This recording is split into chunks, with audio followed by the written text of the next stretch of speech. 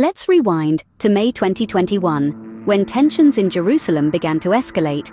The Israeli military intensified its offensive in the Gaza Strip, targeting senior figures of Hamas, the militant group ruling Gaza.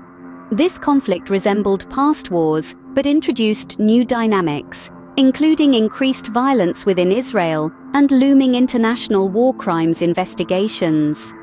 As both sides sustained casualties, Palestinians bore the brunt of the death toll. Fast forward to October 2023, the situation had worsened. Hospitals in the Gaza Strip were on the brink of collapse, running low on fuel and supplies. Thousands were at risk of death amid an expected Israeli ground offensive. The United States, attempting to prevent further escalation, deployed additional military assets to the region. As we entered 2024, the war against Hamas entered its fourth month.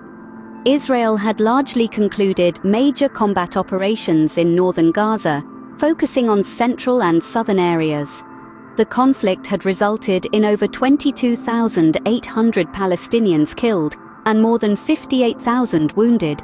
The international community, including the US, called for a de-escalation of violence and increased aid to Gaza. Fast forward to today, the conflict continues. US Secretary of State Antony Blinken has made his seventh visit to the region, attempting to negotiate a truce deal proposed by Egyptian mediators. The deal would see 33 hostages released in exchange for a larger number of Palestinian prisoners and a halt to the fighting. Yet, Hamas is still studying the proposed deal, stressing that any ceasefire needs to be permanent. Let's pause for a moment. What we've learned so far is that the conflict in the Gaza Strip is a complex issue with no simple solutions. It's a web of politics, violence, and suffering that has persisted for years.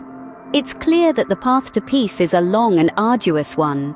However, with continued international efforts and negotiations, there may yet be hope for a peaceful resolution.